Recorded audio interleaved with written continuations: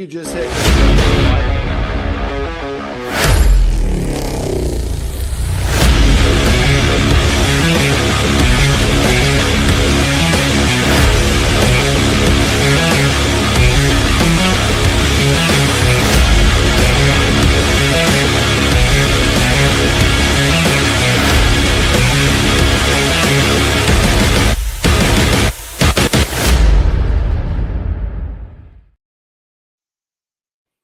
Welcome into the QB Huddle Podcast. That means it's Tuesday morning for me, afternoon for some, and you'll see that I am joined by Brandon Newey's name, but that is not Brandon Newey. That is Marcus Watson. Things have changed a little bit here with the QB Huddle Podcast. Our producer and co-host Lauren both are on to greener pastures, and we wish them the very best. But they've got some other stuff to take care of, so we've had to pivot. We're back to Brandon and myself, and Marcus Watson will be our producer, working through Broken Halo Media. We're still part of FanStream Sports Network, so please hit that subscribe button. But Mark, I've known you for 30, I don't even want to say how long. It's like 35 years, 34 years. I don't know. Long time. It's been some time, yeah. Now, we have Mark here because Brandon and I have real jobs, as I've said before, and Brandon is currently on the phone with a doctor, as we are physician recruiters. So he will be here as quickly as he can. But Mark, as a Bears fan, the biggest Bears fan I know, both literally and figuratively, I'd like to know from you. The Bears had a very good draft, in my opinion. I have one shocker with two all-pro tight ends in the third round. They don't go defensive. They don't go linebacker. They don't go edge rusher. They don't go defense at all. They go tight end with two all-pro tight ends on the roster. Please explain. Yeah, it's a rough situation. It's a weird situation. It seems that because they lost Smythe last year, who worked as their the primary blocking tight end, the H-back, the fullback, and Ben Johnson's fullback set, that it seems like the tight end they drafted this year will take Smythe's place as the fullback. He's a big guy. He's like 6'6", probably like 255, 260. So he's a hammer. So he looks like, I mean, if that is the case, then he should fit perfectly in Ben Johnson's scheme. I have a theory. A theory. And what do we got? I'm going out on the limb. There's according to my sources on the street, which is basically like YouTube. Are these the homeless people that you're talking about? The street? Yeah, okay. Yeah. I just wanted to clarify.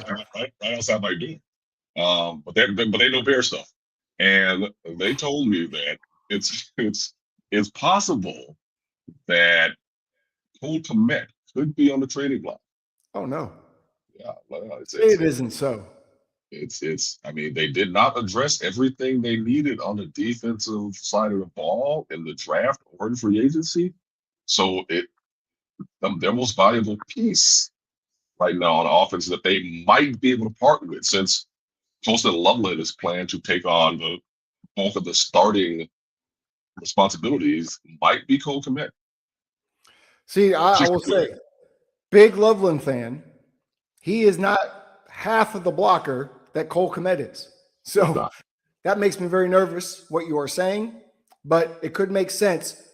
I'll ask you one last question about that. Do the Bears have any shot? Is there any more conversation being had about a trade for Myles Garrett? Nothing that I've heard so far, but it's still there's still time for this crazy offseason to pick up, and hopefully the Bears address somebody on the defensive side of the ball. Okay. All right. Looks like Brandon has come in, so we've got to ask you one last question. Who is your favorite pick? Your favorite pick of the draft for Chicago? Oh God, it's Dylan Thielen, the safety. They lost at least two safeties and a cornerback, so that immediately addresses a starting role on the defensive back end. So that's it. How about you don't like the receiver pick, or do you like the receiver pick, but that's your favorite pick? Because this Xavier Thomas pick is a lightning in a bottle. My favorite pick is the safety. The sleeper pick is the receiver from LSU, Okay. right? I mean, fastest 40 time in the combine. So Yeah. I mean, speed kills. This is a speed kills league. So we'll see. We'll see. Well, I'm excited for the season to start. we're going to talk about him when we get a little bit later down the line when we talk about this draft, because did you know that him and his family have ties to Walter Payton, which is I pretty did not. amazing. Always nice to bring that back. Some sort of cousins or some sort of relatives. I don't know. I saw Brandon, and then I don't see Brandon, so I'm Yeah, not he sure. popped out. I There see he him. He's is. back in. So, all right, Tim. Mark, Thanks. thank you very much. Welcome back to the QB Huddle Podcast. And now let's bring in the pretty face of the crew. Here he is. Welcome in, Brandon Newey. Cheers. Woo. Hey, we're back. We're back. How you What's doing, up, buddy? How I'm was good, that? man. I'm good. Just grinding. You know how it is in this business. That phone rings, you got to pick up and roll. 100%. So, Yeah, we got you, man. We got you. So, listen, welcome in. We were talking about the Bears draft a little bit with Mr. Watson being a Bears fan, but we're going to back up. We're going to back up to the beginning of the show. I'm Tim, joined by Brandon. We want to talk about a few things here. First and foremost, it was Michael Jackson weekend. That nationwide holiday. It was seen. The Michael Jackson movie came out. You got to see it.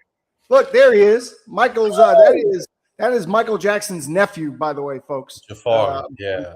I'm sure everybody knows the story by now, but Brandon, tell us about your experience. You went to the movies this weekend to see Sir Michael Jackson's movie. I did, man, and I'm a big Michael Jackson fan. Growing up as a kid, I used to call him Magic Shoes. I remember seeing him for the first time ever when I was like 5 years old, so about my son's age. And man, just going to this movie, man, I never got to experience a Michael Jackson concert. It felt like a concert and a tribute to him. And if you're going into this movie with, you got to go down the rabbit hole, find all the BS, what's occurred over the years, you're not going to find that here. You're going to find a very surface level film that really just describes, Michael growing up and getting into fame. And he was famous since he was 10 years old, though Barry Gordy said he was 8, because it sounded better. But man, this was incredible. Jafar Jackson really embodied his uncle Mike, man. And there were some glimpses that you really thought that was him. And so if you're a big MJ fan, I mean, I did it. I watered up during Human Nature. It's just natural, right? You miss the guy. He was a hero to all of us growing up as kids. We all tried to do the dances. We all sung his songs. We still play his songs. I mean, there is nobody close. Nobody close to Michael Jackson. I agree with you, and it's funny from a fan perspective. You and I are 14 years different? I think so. About the same as Gretchen and I. And that's 2 different generations, right? And he obviously was new to the scene, obviously Jackson 5, but Michael Jackson hit the scene with Thriller and Billie Jean and all those. And so when we're in our text group talking about favorite songs, my favorite songs are coming from the 80s. Yours are coming from a little bit later 80s, early 90s. And it's just funny that he could hit 2 generations of people the same way. And here I am, 54, and you're 39, and we're sitting here and 39, we're both Michael Jackson.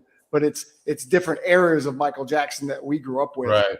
Well, that just talks about how timeless he is, right? Even kids today know what Thriller is. So Michael Jackson, I can't wait to see the movie. I'm going to wait to watch it in my my little makeshift in-home theater.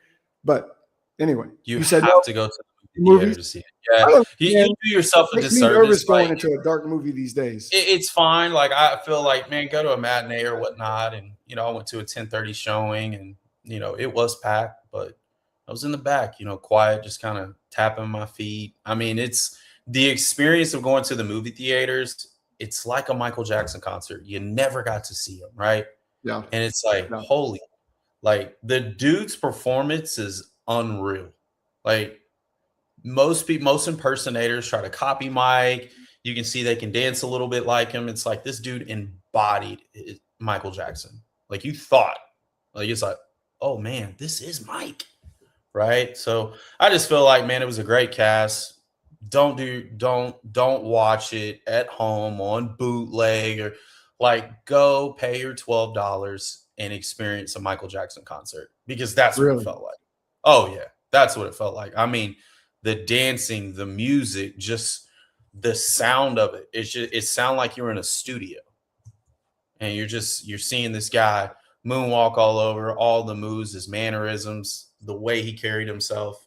It was cool, man. And then my little 5-year-old, now all he wants to do is watch Michael Jackson. He got to see Smooth Criminal for the first time, and one of his favorite songs is Speed Demon because he's riding around with the little cartoon rat or the cartoon rabbit. Everybody remembers that. He's replicating his moves. So now all he wants to do is listen to Michael Jackson. And that's the feel I got when I was a kid, when I first saw Michael Jackson, right? Do the moonwalk, point it out. He's got magic shoes, Mom. Look at him. Right. He thought he was magic. And it was great, man. And I want to take my kid to it for sure. It's just a matter of time. But I think we're going to go see it. I'm probably going to go see it maybe 3 or 4 times. Oh, my goodness. All right. It's a big Michael Jackson fan. I'm definitely going to have to go see it one of these days. That was my guy. So as we know, we're in NFL off season. We just had the draft, but this is off season for us too. So we're off doing real things, right? In real life, not so much football related. I'd like to quickly announce this Friday is, if people don't know probably either, I've been going to stand-up comedy class for the last, 6 weeks. We're almost done. I graduate here in a couple weeks and I'll do a show at the Dallas Comedy Club. But this Friday night, I'm part of a comedy lineup at the Turning Point Beer. They make their 14 different kinds of beer they make here. They also make a seltzer, but there'll be there's a list of 15 of us, 7-minute sets. So come on out, get you some beer if you're local. Come meet me from the QB Huddle Podcast. I said that like I'm some sort of celebrity. I'm not. But yeah, come on out, man. It's going to be a fun time. It's a mixed crowd. And like I said, they make 14 different types of beer. If I was still a drinker, I tried to go through all 14 of those just to see how I would react. But they're all different. And they have these crazy names, crazy like death and names of beers that maybe make you IPAs, whether or not you want to try IPAs. it. Yeah. So, but it looks pretty cool. So that's what I've got going on. Tell us what you've got going on this weekend, because you've got a big event on Sunday. Man, I do. But before we dive into that, did we touch base on New Era Media and Low? We did. Hey, we wish them the very best. Go ahead.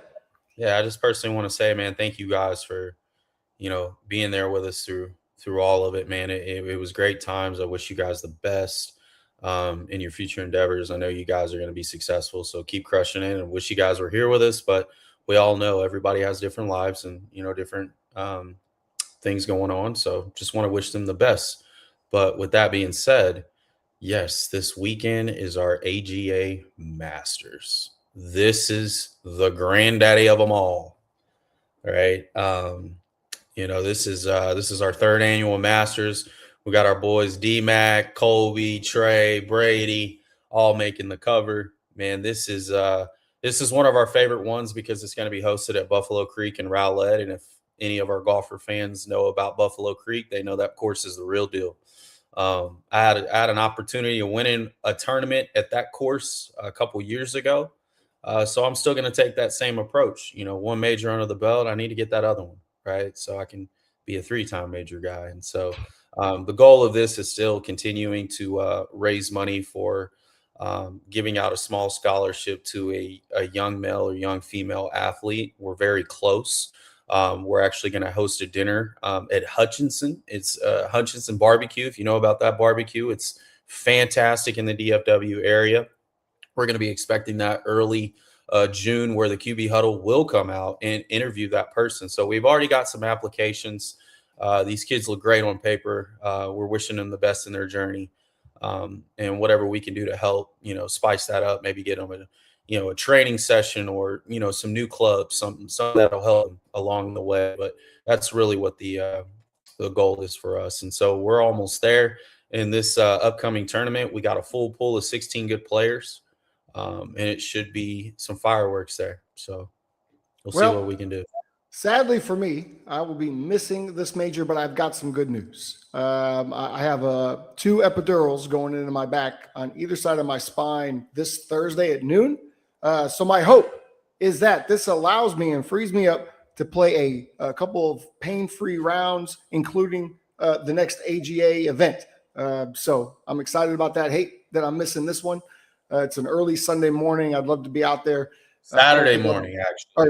It's Saturday morning. It's Saturday We're morning. doing it on a Saturday. That'd be even better. But there's no way 2 days after those shots, I'm going to be ready to play golf. I'm supposed to sit down for 2 weeks. So I will say this is the fastest player fill up that we've had. I mean, the second we rolled the poster out, we had it filled within 24 hours. Wow. So that just shows we're doing something right. The players love it. It gives guys an opportunity. We had some of our highest handicap golfers end up placing in the top 5 or the top 3. So that motivates a lot of these guys to come in. You don't have to be necessarily an amazing golfer to play in these events. This is a stable for format. It really evens the playing field with your quota based on your handicap. And so, man, we hope to see you, man, because we haven't seen you since, last year's Masters. I know. Almost had a shot, right? So almost had a shot. Yeah, so we have an open event coming up. We're still debating on where we're going to play it. I think we're going to play it at Fossil Creek, another Arnold Palmer design course. I think that was a very challenging course, and it looks like it came down to 1 stroke, and I lost by 1 stroke. So, and we have a big trophy that you get to carry home and keep it for the entire year, similar to the PGA Championship Cup, right? So, or the U.S. Open Cup. So, moving outside of that, we'll start these team events. So Tim, Bobby D, a lot of UOG, AGA guys will start to slowly trickle out. I notice how you called out all the old guys. Appreciate that. You called all the 50 pluses out. We don't really see you guys since the first 2 events. And this is our 3rd year. So I know. We hope to have your presence. But yeah, man, we're excited about it. I think it's going to be really good. You bet your ass I'm trying to go in there and win it. All right. Well, good luck to you this weekend, man. I feel good about my game. We'll hear all about it on Tuesday. Let's get into the draft. It was a fun draft. Let's do it. But there were some surprises, right? Some of the biggest surprises we're going to talk about right now. And I know that you and I aren't even going to see eye to eye on all these as to why teams did what they did. But the biggest surprise to me of the draft, I think to everybody, Ty Simpson getting picked in the 1st round to the LA Rams, a team that is 1 game away, seemingly, from the Super Bowl a year ago. They did not get a player that could strap up and help Matthew Stafford get over the hump. They drafted a guy that, I don't know, may play in 3 years. I don't get this. Brandon, you had a different take on it. I get it. I do. I personally think after watching Ty Simpson's, film, just kind of break down, I know Dan O, he said some off the wall things. Todd McShay said some off the wall things. But if you go back and look, he's one of the few guys that just stood in there and just stuck it out, right? Most guys coming out as the number 1 dual threat quarterback in his class at that time, most guys would leave, right? They would go find other adventures. And that was the last Nick Saban draft class. And he stayed. He could have left. And the fact that he played 15 games, did they have was it the best looking Alabama team? No, it wasn't.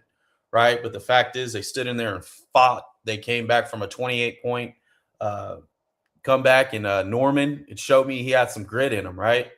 But I think this is more of a play 2 or 3 years outside. We can understand that Matt Stafford's going to have at least 2 more years under his belt if his back holds up. But this is also a warning sign for Stetson Bennett to say, hey, get your shit together. Right. We took a guy in 13 and we're taking him. We'll see what happens. Obviously, this is Matt Stafford's team, but Stetson Bennett was coming off of, rehab and, for personal reasons, not sure what he's going to be like. He is older. I thought he was very talented in the preseason, but I do think this is a step, especially for the Rams, that, hey, we at least take this guy. We can support and, hopefully in the next 2 years, he has some, Brock Purdyism about him, can get in and out of the pocket, can make good decisions. He struggled a little bit, but Okay, well, I know much you're like going to say, I know what you're going to say, but I think right now this was more of a long-term play for these I guys. mean, he's The also guy we had don't know. he's had injuries. He's a smaller guy. He's not extremely athletic. But my bigger issue, look at Sean McVay's face. I mean, I wish we had a picture of Sean McVay's face, but that'd be difficult with the copyrights. He was visibly upset, right? Visibly upset. He was not happy. I don't think he knew this pick was coming, although I did see or read somewhere where they did let Matthew Stafford know that they were going to take the guy. I'm just looking at it from a winning standpoint. Yeah, it's a late pick in the draft. I get it. I think you could get Ty Simpson in the second round. Why not pick a guy that can help you win, address an issue, maybe defensively, that can help you win now? And you didn't do that. And if I'm Matthew Stafford, I feel some type of way about that because I'm only coming back for a chance to play in the Super Bowl. I'm not coming back to play in the regular season and hoo-ha and look at my stats, right? That's not why he's coming back. So to me, it was just a weird pick. It was just weird. I don't know. It didn't make a lot of sense. I mean, Stafford has a bad back, man. You know with bad backs, dude. But isn't Jimmy there? Almost approaching 40. I mean, you wake up the wrong way and you feel horrible. So I just think this is insurance protection to get him going. But also with Stetson Bennett, we don't know what he's going to be, right? What about Jimmy? Isn't Jimmy still there? He's fine. All right. I'm just saying. Man, this Brandon Newey, man, from the QB Huddle. A first-round pick that's not going to play for 2 or 3 years. I don't know. Who's to say? Who's to say he's not going to play 2 or 3 years? Who's to say? What if he has a good preseason and he moves up to number 2, and now you're one snap away from a guy who's already been injured? And I think that right there, having his knowledge of being able to sit back, watch, observe, learn from one of the best quarterbacks in his era, Stafford. Stafford's a monster. He's one of the best pocket throws you can really look at on his film. It's like, damn, dude, there's not too many people like him. And I think this is a great situation for him. I'm happy as a Niner fan because we don't have to – they didn't just draft an absolute bona fide stud who can impact immediately for the Rams. So thank you, Rams, for thinking of your future and taking a quarterback that looks very comparable to our guy. Now, maybe this works out in the long term. Kudos to you. But right now, you've got to win now. And I don't think he impacts you at all right now. So maybe you have a point. But I just think, man, taking this guy, what do you got to lose? You didn't trade up to get him. Right? All right. It's not like you traded three first-round picks to go get a talent that is barely still in the league. So, I get it. Trey Lance and John Lynn. And I think it was a terrible pick. Okay. Plus, I will say also, Alabama quarterbacks typically don't work out. And don't say Jalen Hurts because he's an Oklahoma product. Jalen Hurts was an Alabama quarterback, and he got cut. He got benched and he got cut. He got benched and he got cut. Tua might be the best one. Tua, Mac Jones. Yeah, he's okay in the right situation. I'm just saying he's not a world beater. You got one, a Super Bowl champ. You got two $200 million quarterbacks. You can't credit him to Alabama. How can you not credit Jalen Hurts when he won the SEC? He got benched in the championship game, and then he had to transfer. Title at Alabama. Then he had to. We go through it every week. All right. Here's a bigger surprise. You know what? I said Ty Simpson biggest surprise. Maybe as a player, but as an organization, this is a head scratcher. Everybody should be fired right now. The Cleveland Browns draft another quarterback. This is 3 quarterbacks they've drafted in 2 years. Because last year's controversy wasn't enough. They wanted to stir up some more. And they draft the quarterback, Tylen Green, who we talked about a couple of weeks ago as this athletic freak. There's talks of him, people wanting him to move to wide receiver. That's very Lamar Jackson-ish is what that reminds me of. But why in the world is Cleveland drafting another quarterback when all they're talking about is how good Deshaun Watson looks and how we love Shador and we're not getting rid of Dylan Gabriel? What was the point? Can you explain it? It looks like you have a headache.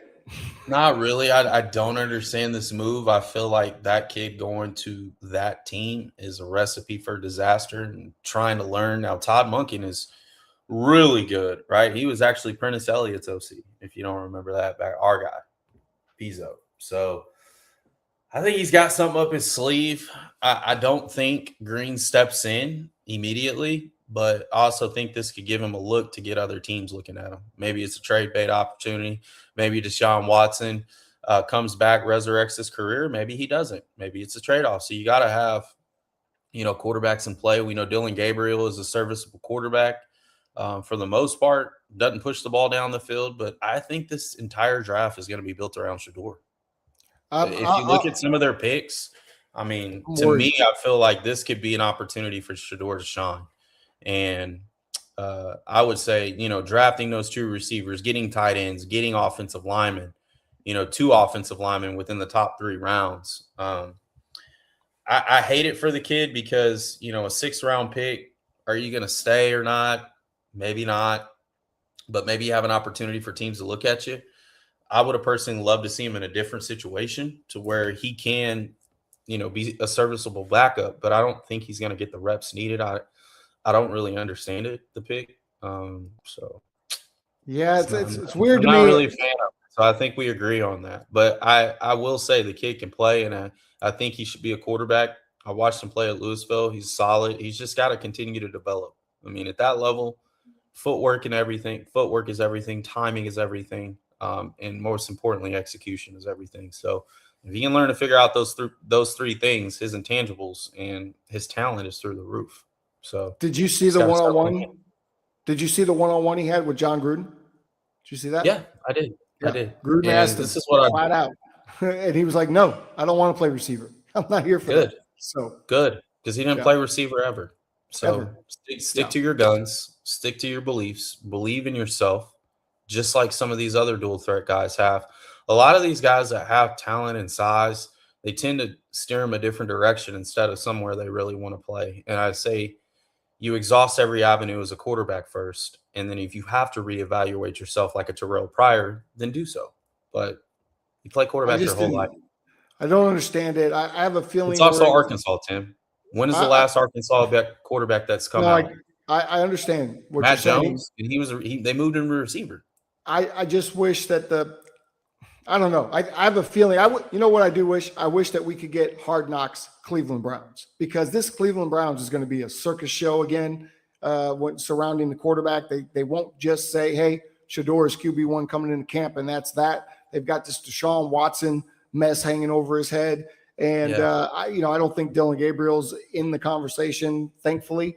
But I do think it's kind of ridiculous that they went and got a quarterback. I think it's dumb as shit. I don't know. And maybe they trade Dylan Gabriel, and then he becomes the 3rd, just depending on his development. I think this is more of a trade scenario. I think this is more, hey, it's better to have these quarterbacks loaded because we're coming off of a season where Deshaun Watson tore his Achilles twice. He hasn't played in 2 years, right? So this is more of like, hey, if he goes down and he's not the same, we've got to cut bait, and now we got 3 quarterbacks that can be at least serviceable. I think Shador is going to be a star. It's just a matter of time before he strikes. I think what they did in the draft, to me, screams, we love Shador. And we're going to do everything in our power to build around him. That's what it looked like to me. Well, we'll see. Cleveland by itself has just been – it's just like the loser that goes to the dance and sits in the corner by himself. That's the Cleveland Browns. So they need to get their shit together.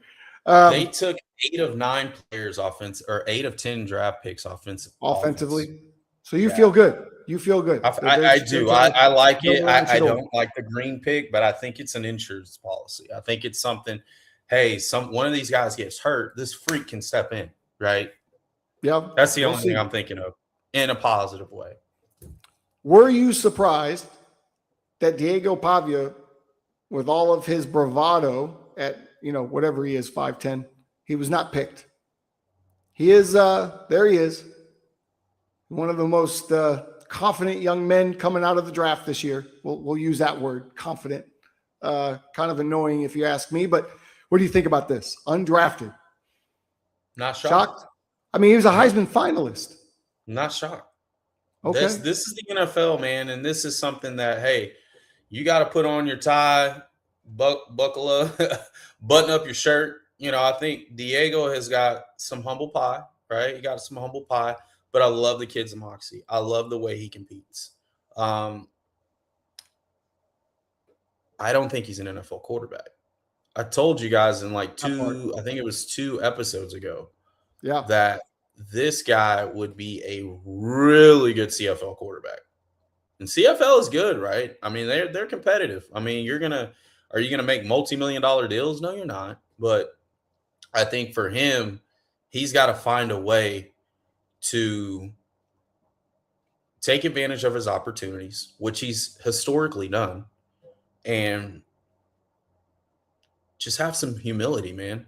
I mean, you don't need to say F Indiana, F the Heisman, this and that. Dude, you're a 5'9" quarterback that was a runner-up for the Heisman, and you took Vanderbilt to a 10-win team. Can you beat your chest a little bit? Yeah, but we don't need all the other antics, right? We don't need a celebrity quarterback. Right. That is the worst thing you could do as a quarterback, Bill is be a celebrity quarterback. Me. No, can't do that. You gotta lead from the front, which he does, but you also got to know when to kind of dial it back a little bit. And he hasn't learned that yet. He's got to learn to dial it back a little bit. Now, hopefully this is, an opportunity for him to be, humbled, but also a chance for him to say, hey, man, I belong here, and I'm going to show you. Did you see what happened to him over the weekend? Did you see the videos? He was at the UFC or some sort of mixed martial art, some sort of fight. And he tries to hit on this girl that's an influencer of some kind. She's it's cameras following her and everything. Sure. And she wanted she was like, don't touch me. What is wrong with you? Like, shut down immediately. It's pretty hilarious. Poor guy has not been having a good week, but he is invited to Baltimore to go work out with the Baltimore Ravens and try to make that team. So congratulations to that. You better take it seriously. That's all I can say. Got to take it serious, man. I mean, who knows, man? He may go on a Brock Purdy run. We don't know. Yeah. Now, right? He took Vanderbilt to a 10-win team. I get you. It's pretty damn impressive. I get you. Didn't they beat Alabama that year too? They beat Alabama. They sure did. Yeah.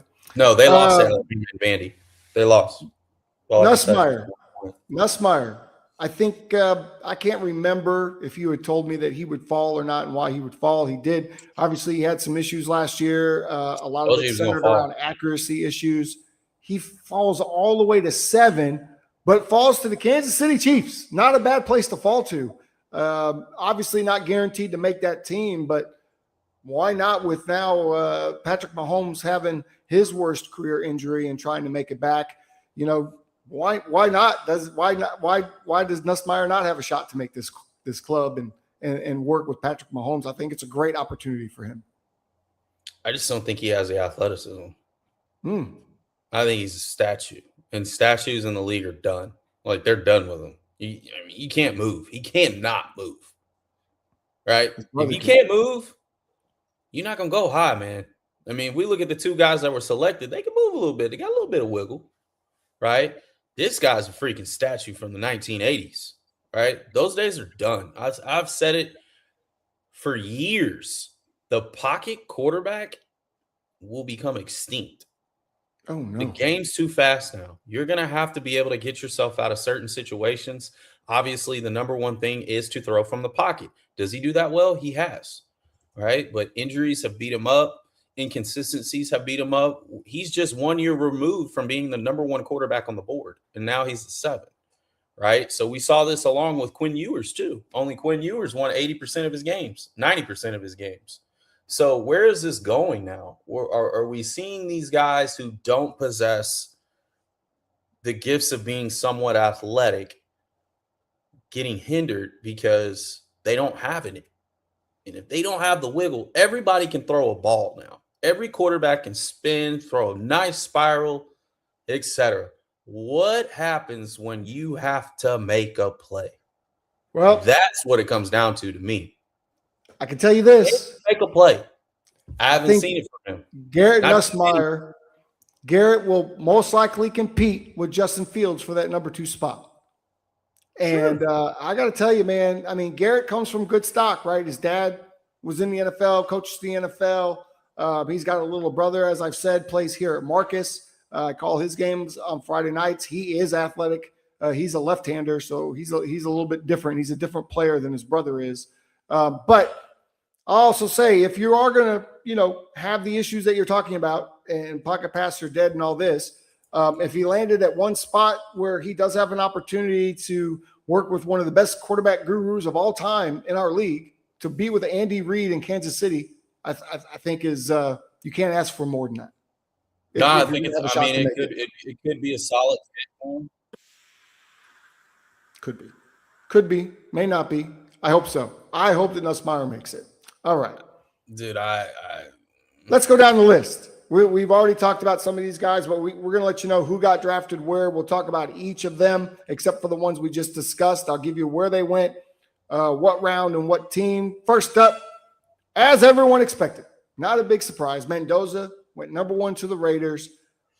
I got to tell you, I liked him coming out of his shell a little bit over the weekend. Dropping the F-bombs. He dropped an F-bomb. He wore the helmet with the suit. He was on stage. This kid looks genuinely excited that he got drafted number 1, even though he knew he was going to get drafted number 1.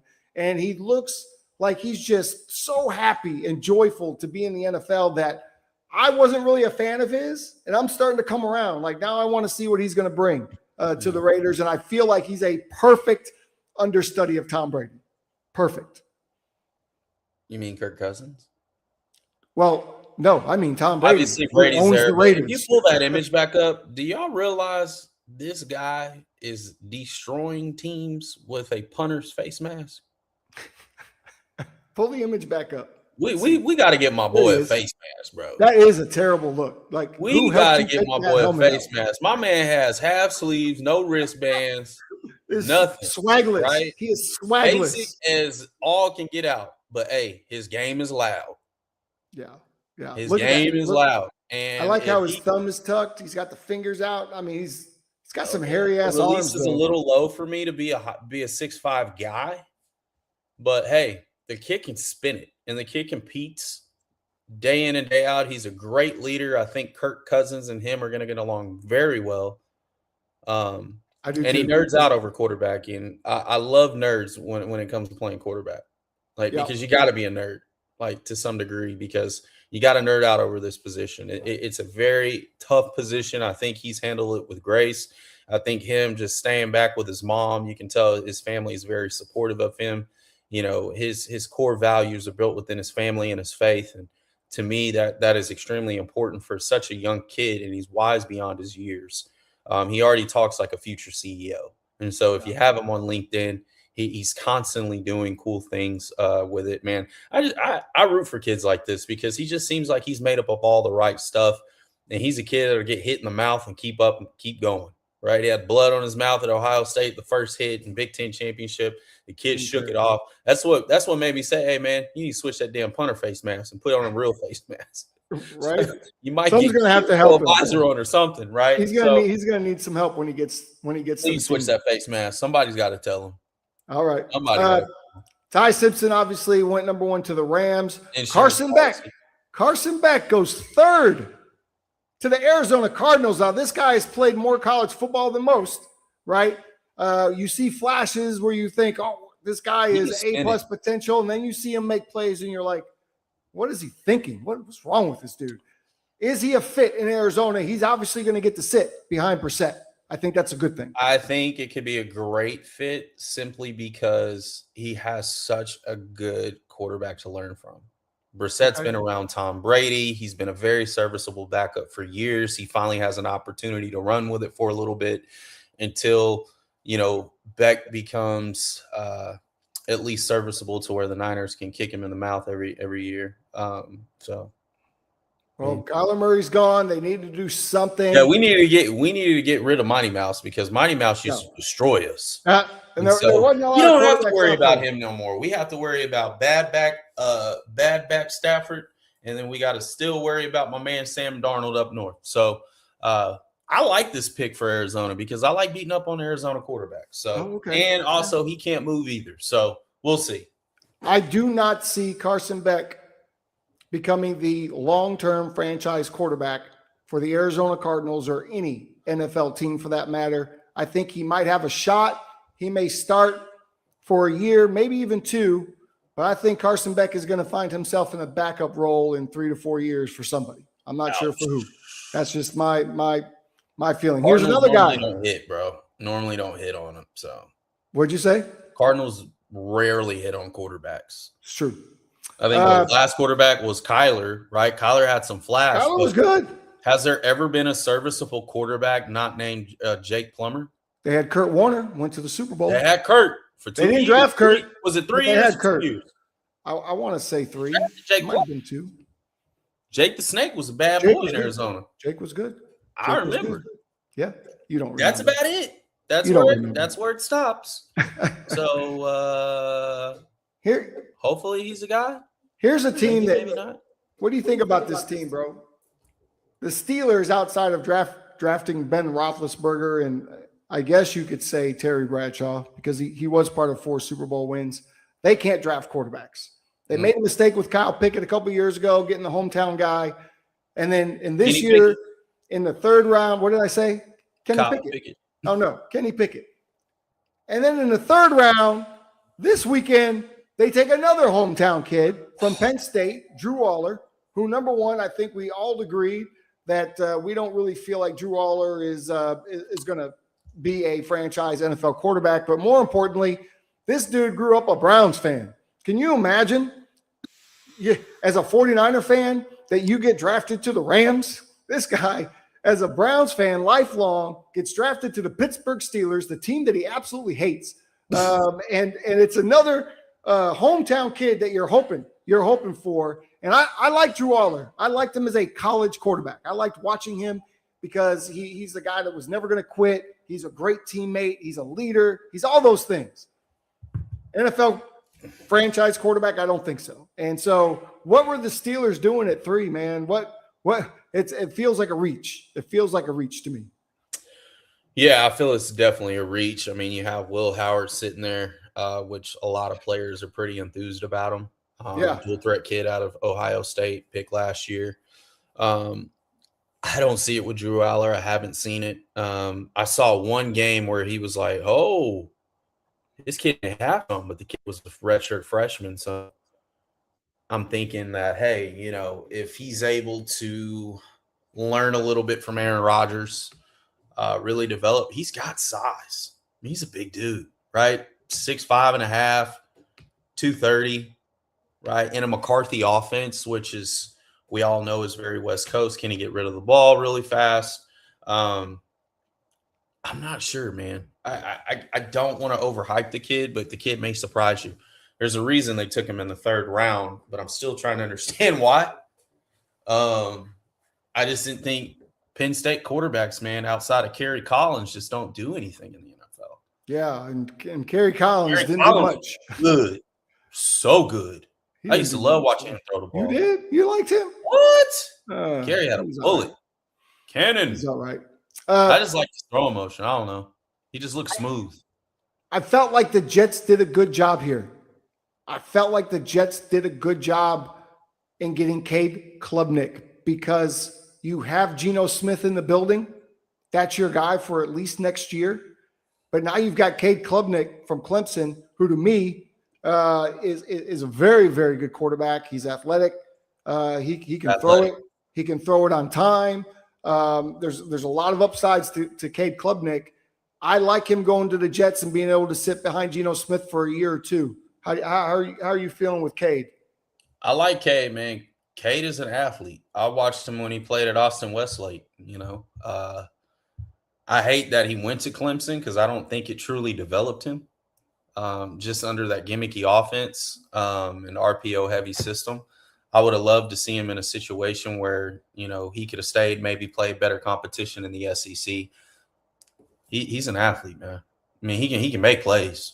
He just didn't have it all put together the rest of his, career. But he's got volume. He started as a freshman. He played all 4 years. When you have a kid 30-plus starts in his career, those are the kids you really like to grab to. And who knows? I mean, taken in the 4th, maybe he shines. Maybe he can block out noise. But, having Geno Smith there, is that the best example? Probably not.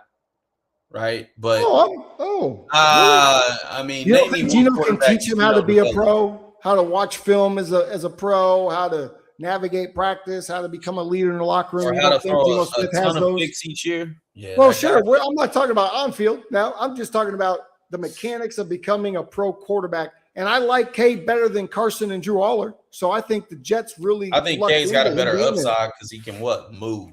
Cade can move. Cade can make plays. So this is some of the type of quarterbacks that you're going to start seeing. A little 6'2", maybe 6'3", has a good arm, but has great escapability. And I think that's something that Cade brings. And so will that help? Because the Jets are loaded in the draft.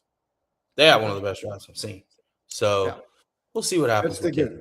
I'm excited to see his journey. Tylen Green obviously went to the Browns. That was a 6th-round pick. Obviously, such a reach, man. I feel bad. There he is again. He's so skinny. He doesn't have to make the 6th-round pick, by the way. I mean, there's no guarantee there. Maybe he comes in and outshines Dylan Gabriel, and they trade Dylan Gabriel because he still has trade value. I'm thinking they trade him to the Falcons. Go right under that system with the lefties. There you go. All lefty quarterbacks in Atlanta. I like it. So there's Tylen Green. He went to the Browns. This next name's a tough one. I don't know if I can say it. I'm going to do my best. His name is Ethan Kalakamanis. Is that right? Do you know who he is? No. He went to the Commanders. Look, the only thing I know about Rutgers is that Michigan uses them as a warm-up every year in the Big Ten. We use them to just trounce all over them every single season. They're a good speed bump for us to get ready for our Big Ten play. So I don't know much about the kid. He went 7th to the Commanders. He's obviously not going to start or even be the number 2. So we'll see. I don't know what this was about. I don't know why the Commanders took him. What do you know about him? Don't know a lot about him, but wish you the luck, kid. Go out there and prove him wrong. Okay, there we go. Not prove him wrong, but prove yourself right. This is where we really miss Lauren. The Patriots in the 7th round take Beren Morton. Is that how I say his name? Out of Texas Tech. He was taken in the 7th round. Again, 7th round guys don't typically make the team, or if they do, party. I mean, it's not going to happen all the time. Good luck to you. We don't know much about you. You should know more about him. He's in your favorite conference. You should know more about him. In my favorite conference. Well, I mean, he's in there with SEC, bro. This is Big 12. That's true. I forget. But I will say with the Tech guy, I've had an opportunity to watch him play. He's not bad. He can move around a little bit, but when he played against Oregon in the playoffs, man, he was ghost. So it makes me question, can you handle this type of spotlight? Right. And it didn't look good, but I feel like him learning, I mean, this has been, Morton's, I don't put too much stock into it. I think the only stock I'm putting into is Mendoza, to be honest, and probably Cade, just because Cade has a tremendous opportunity. Okay. He does. And I don't know if Geno's on a short leash, but I think all these other guys, they're going to kind of cycle around and, go fight and try to make a spot. It's not about starting right now. It's earning your spot on the roster. And that's why I feel like it's very important for these guys who, feel like they may be getting overlooked. But one thing I do like about a guy like Kalakamanis, I'm going to call him AK. AK, I like that. What I like about that, you never know how good a kid is until you put him in that spotlight, right? He played on a bad Rutgers team. Normally when these quarterbacks play on bad teams and you get them around some dogs, they're better. It might be serviceable, right? So be on the lookout for these guys in the preseason. I'm curious to see how these guys all perform. Again, if I was to pick a guy who wouldn't shock me, he's starting by week 8, is Cade.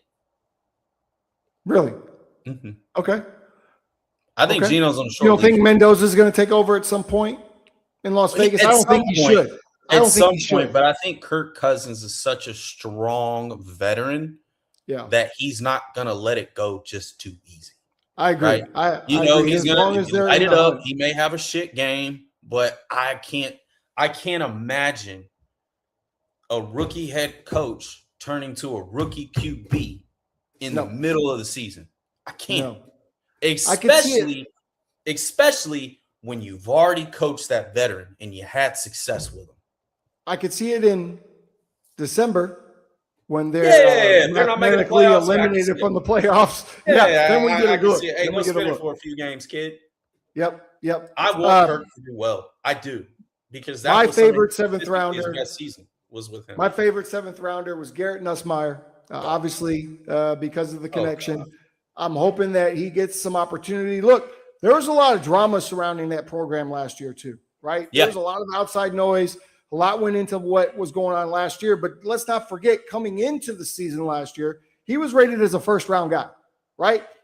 Things didn't go well for LSU last year. That wasn't 100% on him. He was a little inconsistent, but again, a lot was going on around LSU last year. I think Garrett's going to a perfect spot. He gets to compete for a number 2 job. I do think Justin Fields is going to be used a little bit as a gimmick guy in that Kansas City offense. So I think Garrett Nussmeier has an opportunity here. Not that he'll ever take over as the starting quarterback for the Chiefs, but maybe, get some opportunity to end up somewhere else and get that shot. You know who I'm going to compare him to? Who's that? Chad Henne. Good serviceable quarterback. Better arm than that. Could be a solid number 2.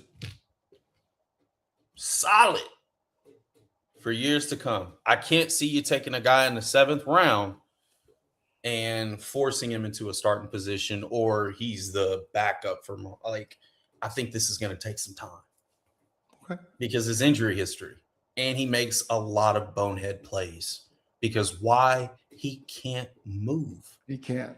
That's true. He cannot move. He's not his little brother. No, he's not. I do like him, though. I like the whole family. Whole family's good people. I mean, he comes from good pedigree. He can read the defense. Let's get into before we get into the UFL scores, which we'll get into. By the way, the DC Defenders, Coach Shannon Harris, are on fire. But I want to give you an opportunity. Both of us have the 2 teams that we follow. I want to give you an opportunity to tell me how you felt about the Tennessee and San Francisco drafts, and if you think that your teams did well, and who you're looking forward to most seeing hit the field this August in preseason. Man, well, first we'll start with my Titans, and I feel this was a very strong draft for them. Right, with Robert Saleh, you got Dayball as your OC. You take Carnell Tate at number 4. Is a little bit of a stretch. Maybe it is. I don't know. Right. I'm curious to see how he develops, but I do love that you immediately try to address the room in the first round. Hey, let's go get my guy Cam a security blanket. Right, a guy who can do everything, even though he's a little overshadowed by Jeremiah Smith, who wouldn't be. Right, I think I heard Malik Neighbors on a podcast saying that, man, he wasn't even the number 1 receiver. Well, hell, who the hell is? You would probably been a number 2 to Jeremiah Smith as well. Mm-hmm. So the fact that he got the volume that he did and made those big situations, I'm really excited to see how his growth. But I also love the edge rusher, Keldrick Falk out of Auburn. That dude's a stud. I remember I watched the Bama Bowl. He was everywhere. I was like, damn, this dude's a menace. And then we're addressing the linebacker situation. As you know, Saleh, he loves his linebackers. You get Anthony Hill Jr. out of Texas. He was very good in the 2nd round. And then you start to address a little bit of the running back situation. I thought they were going to go with the running back from Notre Dame in the 4th pick, but he went to the Cardinals. So that we were all thinking, hey, he's going to the Titans. He's going to the Titans. But, man, I think they addressed a lot of needs. You get a couple of offensive linemen. You get a tight end out of Oklahoma. You get a D lineman from Baylor and edge from Auburn. They said it was an A grade, and to be honest, I can't complain about it. I think each one of these guys I've seen, I'm like, man, they can play. So change the guard there. Fair enough. But here comes this San Francisco team. Damn it, we just love to reach. Every year. We are not good at drafting players. But one thing I do like is that we took a step back and we traded back. Most of the time, we're reaching in the first round. The only first round pick we've ever had in the Shanahan and Lynch era that has hit is Nick Bosa. Everybody else, they're not on the team. They're gone. They're injured, right? Now, we did have the kid from Georgia. Brock Purdy hit. Huh? Brock Purdy hit. Oh, he was undrafted, wasn't he? Oh, yeah. No, he was Mr. Irrelevant. Career. Yeah, he was Mr. Irrelevant. And you know who picked him? Brian Greasy. Oh, I love Brian Greasy. So you know where we Brian go in the Greasy first played college round ball. with Stribling, he's a freak from Ole Miss. These Ole Miss receivers just somehow they're just freaks. DJ Metcalf, AJ Brown. Now you have Stribling, who runs a 4.3. He's 6'2.5". I don't like the volume of, especially his stat line. I really wasn't impressed. But one thing that I did notice, and Howie Roseman? Howie doesn't really get a lot of things wrong when it comes to evaluating players. And they said in college he won on 85% of his route running. So that lets me know he's a route technician. He could take the top off the defense. All he needs is an opportunity. And at Ole Miss, if we go and look back, they were changing the guard with quarterbacks. Chambliss finally emerged later in the year, but they were rotating quarterbacks often. Then we get Romeo Hyatt out of Texas Tech. We know how aggressive that Texas Tech defense was. They were phenomenal. And then we go in the third round, and then we get Keelan Black, which I actually like that pick because every time I watched Indiana, that running back was cold.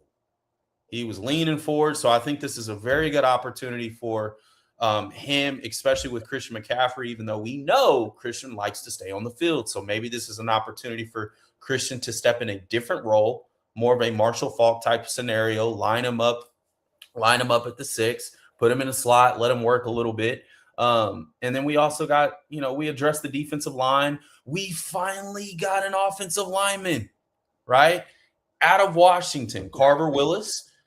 We followed up with another linebacker out of Louisiana, Duggar. I got to look a little bit more up on him. And then we follow up with another an offensive lineman from Kansas. We already have Pooney in Kansas that we signed 3 years ago. So now we go back to Kansas to try to get it. So I do love that we at least try to address the offensive line room. I would have loved to take an offensive lineman early.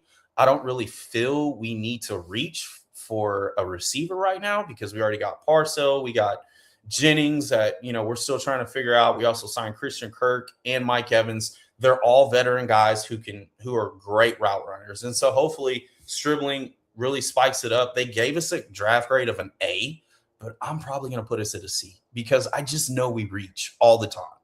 Everybody loves us, but hey, we constantly reach in the draft. And so hopefully these guys, these late round picks, because that's what our team is built off of is late round picks, that they become serviceable and step in day one and go. So we'll see. Good for you. So your team's addressed the needs. You got an A and a C, but your 49ers reached a little bit. So they gave them an A, and I don't think it's an A. I don't think it's an A draft. All right. I'll start off with the Bears. I think both the Bears and the Cowboys get A drafts, and that's saying something for the Cowboys for sure. The Bears for the last few years have been pretty good in the draft outside of quarterback before they got Caleb Williams, but otherwise they've done pretty decent. But this year they did a thing. They addressed needs, and they got some really good players. They needed a safety. They didn't have one on the roster, so they picked Dylan Feynman from Oregon. Great player. My only concern, the last time the Bears had a white free safety, that dude was absolutely terrible. His name was Connie. He lined up about 18 yards off the ball. He couldn't tackle my mom in space, and this dude was trash. But we've seen over the last couple of years that the white DB is back, right? We're back. We're coming back. And so power to the white DB. Now we've got this kid from Oregon. He's got swag. He was wearing sunglasses with a suit inside. He had a big fancy, I don't know. I don't think the kid's all white all over. I love this. I love this pick. I'm excied for him to be a Chicago Bear. Hey, white boys are different now, man. They got a little juice. Yeah, that's what I'm saying. White boys are coming back. Some motion. Back in the day when we saw white DB. Yeah, I know. It was like, you're toast. You're toast. That's our guy. We're going at him all the time, right? as a guy that played a little bit of corner in high school, I take major offense to that. Yeah, you should, man. It's all right. But now y'all are evolving, right? We got sports performance training. You guys are evolving into some specimens. We're trying. I see you. If more white dudes would have sex with more black women, right? Or more black dudes would have kids with more white women, we would have more mixed kids. And then think about the elevation of those kids and how good they would be. Just look at Roman. Roman is going to be an absolute stud, right? That's all I'm saying. Let's just mix it up a little bit. Let's just put it all in the pot and see what we get. Create a recipe. Let's go. Roman's not white. He's Venezuelan. No, but he's mixed. He's right. He's mixed with a lot of different races. I didn't say you had to have a white person. You don't have to be white. Woo. Jeez. Anyway, let's move on. I need my little dude to be a nice little baseball player. You know, you got that Latin in you, man. Right. He's got baseball. He's swinging the golf club. He can jiu-jitsu you to death. Hey. He can play side. Roman can do it all. He almost hit for the cycle the other day, and he didn't even realize it. Well, none of them did. None of them did. He almost took my face off. Oh, so I'm their pitcher, right? And so it's similar to coach pitch. And, you know, I'm just kind of peppering him in there. I throw it to him a little bit quicker just because he can pick up on it with his bat speed. Dude, he almost nailed me straight in the face. You gotta get out of the way. And everybody thought I got hit, but I blocked it with my glove, and I was a little shocked. But in my mind, I start smiling because I loved it, because we've been working on stepping to the pitcher and driving the ball. You hit it right back at him, and he did it so perfect. And at first he stopped. He was scared that he hit me, and I was like, go, run. I'm good. And I look at him on first base. I love it. I want all the kids to hit the ball right back in my face. Yeah, you're trying to teach the kid how to kill a pitcher. That's nice. Hey, that's love it. That's love lovely. it. And that ball was flying. Then he hit a triple. Then he hit a double. If he would have got back up the next one, we was trying to get that home run for the cycle in T-ball, guys. T-ball. Understood. In T-ball. Okay, let's move on. Good job, Roman. The Bears. They took a center in the draft, which is great. They lost center. They got a center in free agency, an older center, so they draft a center. That's a good job. This guy can also play guard. Logan Jones out of Iowa. Here was a little bit of a reach to me, but talking to producer extraordinaire, Mr. Marcus Watson, before you came on, he made it make kind of sense to me. Sam Roush, tight end from Stanford. We know Stanford players are very smart. He'll be tight end 3 unless, in fact, Cole Kmet does get traded. That is some of the talk in Chicago. I hope that doesn't happen. But he's also can play the fullback role, which is great, right? And the Bears like to use multiple tight ends anyway. That's part of Ben Johnson's offense, so I like it. That's how they get the run game going. Here's my favorite pick for Chicago, though. Xavier Thomas, wide receiver, LSU. This dude scored 4 different ways in college: rushing, receiving, punt, and kick return. He's going to make it He's going to make it automatic. A football burst player on the scene by being a return guy. The Bears didn't have a return man for the last several years. He's going to fill that role. He ran the fastest time at the 40 at a 4.28. Right, so this could be Devin Hester reincarnated. Don't ever say that. Don't ever say that. Hey, we can only hope. We can hope. Also, he's got family ties to Walter Payton family. So there's some Chicago lineage there. I am so excited to see Xavier Thomas play for the Chicago Bears. Then later in the draft, they got themselves a corner, a linebacker, which was a need, even though they did pick up Devin Bush this year from the University of Michigan. They got a D tackle in the 6th, so the Bears did very good. However, they didn't do as good as my Dallas Cowboys. I don't know what happened to Brandon. I don't know. So I just gave you the spotlight, listening to your BS. Go on. Here we go. The Dallas Cowboys, for the first time since Jimmy Johnson era, actually had a good draft. I tickled to death with this draft. Number one, we got the best defensive player in the draft. I don't know how he slid down this far, but Caleb Downs, free safety, now plays for the Dallas Cowboys. Day 1 starter. He is going to change our defense on the back end. No question about it. Is he, though? Yes. Is how does he not? I don't know, man. How does he not? He can stop the run. He can cover. Getting all these good draft picks and don't do diddly poo with. No, this is.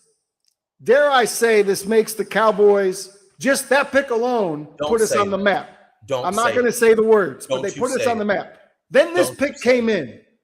Malachi Lawrence. This dude looks a lot very similar to Micah Parsons when he came out from Penn State. I think he's a little underrated. I don't think you hear about him enough because he played at UCF. But this dude has a motor, and he is going to get after the quarterback. Listen to what I'm saying now. He's going to get after the quarterback. Then in the third round, they got – I know we've got friends. Sean Edwards, shout out. They hate when we draft Michigan players. Well, I'm going to tell you. I can't say his name.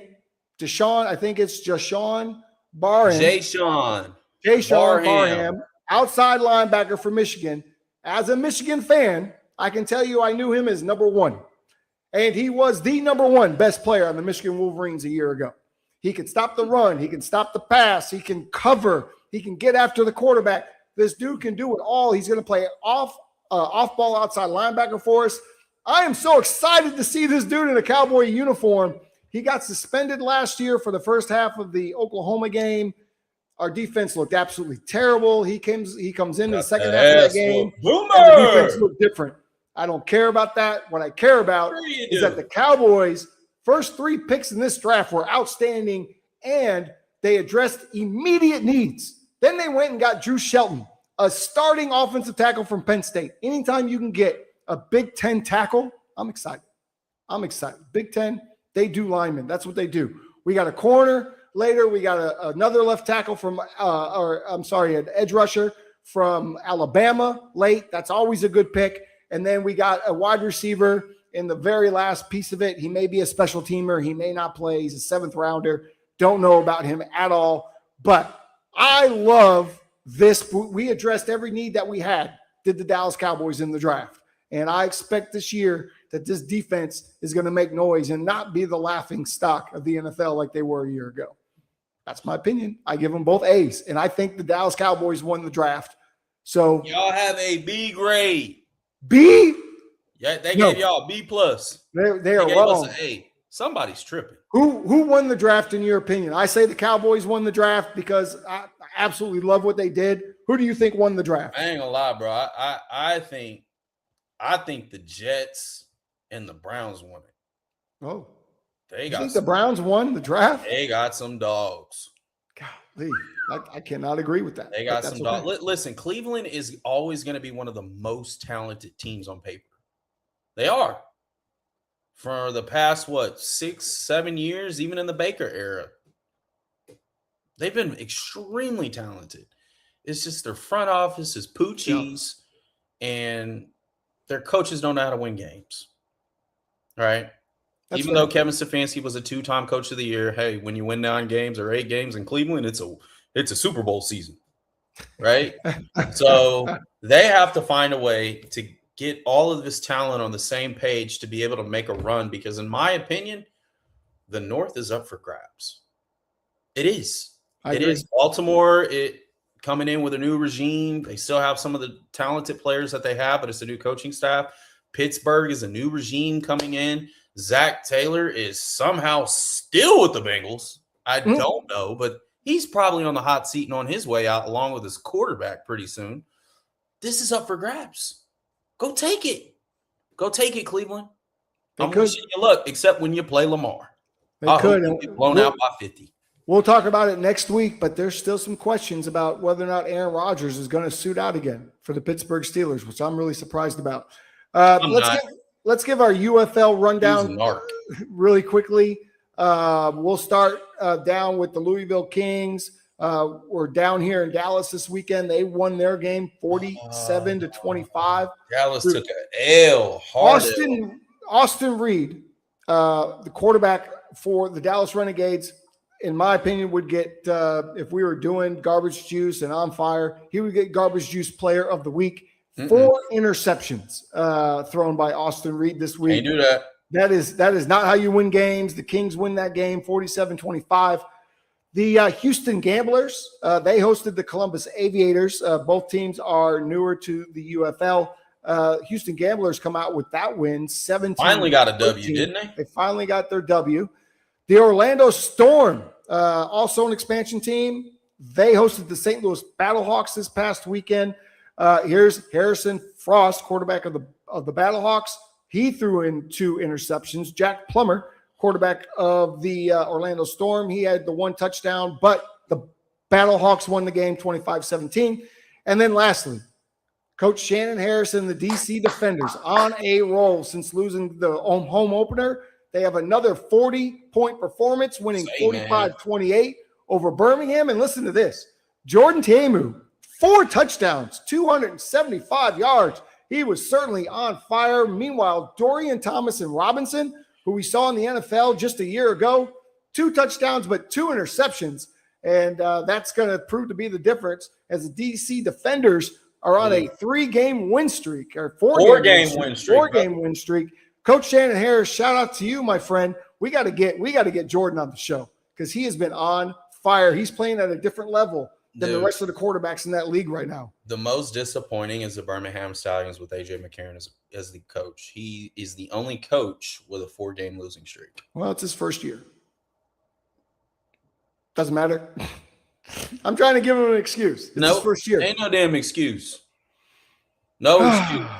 All right. You're 0-2 at home and you're 1-2 on the road. 1-4 total. You are what your record says you are. I got you. Got to figure that out quick, man, because Birmingham Stallions have actually been one of the teams that have been the backbone of this league for a while, right? Since they first started, even going back to the days before they merged, they were still a really good team. So they've got to find a way to turn this around. I think the most impressive team, obviously, is the defending champs, the Defenders. But you got to give credit to Orlando being a first-year team, being 4-1. The Renegades seem to turn it around. The Battlehawks are still trying to make it. Louisville's trying to find their way. The Houston Gamblers just got their spot. And Ted Ginn, his first year, obviously it's not going as planned. But 1-4 and, you're 0-3 on the road. It's just, you guys got to find a way to win. I will say I watched a few games of this. It's still competitive football, man. I just hope that these teams still stay together and you keep the build on these things because somebody has the opportunity to be back-to-back champs in this league for the first time. They sure do. And that is our guy, Coach Harris. So we're on your side, Coach Harris. Roll it, my dog. Roll it, run the tables. All right. Speaking of old friends of ours of the show, I spoke with Robert Kent yesterday, and he plans to join us sometime over the summer, and then PD, I can't even say it again. Every once in a while throughout the NFL season, he will be our Lions insider. He's going to join us this summer to tell us about what the Lions are up to. And so we'll be excited to have Mr. Robert Kent, Jackson State Hall of Famer, on our show again here soon. He's just got to wait for school to get out, right? He is a teacher. He's not available Tuesdays at lunch like we are. Any last words, Brandon, before we get out of here? Nah, man, I saw some of the comments going back to our first topic of, what's your favorite MJ song? And a lot of people are saying Man in the Mirror, hands down, which is a fabulous song. Great song, by the way. What is your favorite MJ song? My favorite, I have 3. I love them all equally. It's going to be Beat It, Billie Jean, and Thriller. Those are my 3 favorite MJ songs. But those are my introduction songs to Michael Jackson, right? I mean, that's the first songs I ever heard. Mine is a little bit different, and maybe it's because I play piano. I love Lady in My Life. One of the greatest songs in music history. Oh. The chorus, the ad-libs, the synchronization with just all the instruments together. It's just a phenomenal song. Break of Dawn's a good one. Butterflies is a good one. Heaven Can't Wait is a good one. Human Nature. I mean, I can go on and on and on. But I love like R&B soul. So when he starts to turn that gear, love it. But obviously one of the coldest songs of all time is Dirty Diana. Ooh. Okay. You know what? This is a good opportunity. Do we put Mark on the spot? Like, I think I want to start including our producer in some of these things. Yeah. I want to know from Marcus Watson, what is your favorite Michael Jackson song? Because you're my age. So we started loving Michael Jackson. Add yourself to the stage. Marcus Never Can't Watson. Say Goodbye is a good one, too. Come on stage. Tell us what your favorite Michael Jackson song was. Here he comes. I'm excited. I'm getting chill bumps right now because here comes Who doesn't like MJ? Claus. I've never heard a person that says, I hate Michael Jackson. There he is. Mark is back. Woo! What's your favorite MJ song? Brandon got me on. I'm the one that said Man in the Mirror. Oh, okay. Okay. I'll go back a little older school to Pretty Young Thing, PYT. You know, I love the video of and the way the video and music tied in. Remember the time. Yes. Was just like it was one of those first videos where you saw people that looked like us and so many people like the whole Egyptian king type of vibe. That's what all he used to look like. what he used to look like. Yeah. But Dirty Diana. When you said Dirty Diana, Tell me Dirty Diana was not. the ish. I was not. I'm like, that's the mic drop. Yeah, Okay. that's mic drop. Mike was pissed, boy. He was not happy at all. He was going through it. He was My man went through it. Oh, I love Michael Jackson.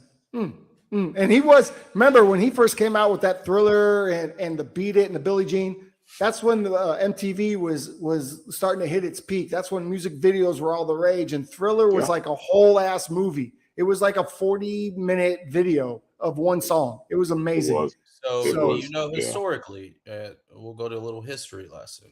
Oh. He had to fight tooth and nail to get his video, Billie Jean, on MTV. You want to know why? Because they didn't play our type of music on MTV, and it wouldn't appeal to the crowd. So CBS's producer, who was played by Mike Myers in the actual film, said he's taking off every single artist if you don't play Michael Jackson. Wow. That's how it exploded. It's because MTV finally played a black artist, and it was Billie Jean, the very first one to host it. And by the way, Thriller is a 14-minute video. All right, I said 45. And still scares the shit out of me to this day. I still can't watch it by myself. Thriller was a movie, It was a movie. Thriller was an experience. He changed a lot, man. He's a game changer. There will be no one to ever top him.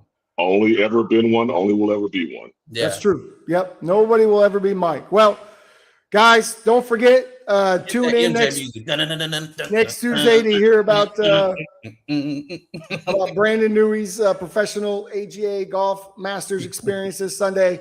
If you're here in Dallas, Fort Worth area, you can come see me live at the Turning Point Beer and Brewery in Bedford. If you do come out, make sure you say hello, right? Make sure you say hello if you come out. But that's going to do it for this week. We appreciate you spending just a little bit of time with us today, probably over your lunch hour. Again, be sure to hit that subscribe button. Thank you to Marcus Watson and Broken Halo Media for producing our show. Thanks to FanStream Sports. We love being a part of that network. And most of all, thank you to the QB Huddlers for tuning in. Until next Tuesday, keep those chains moving, folks. We'll see you.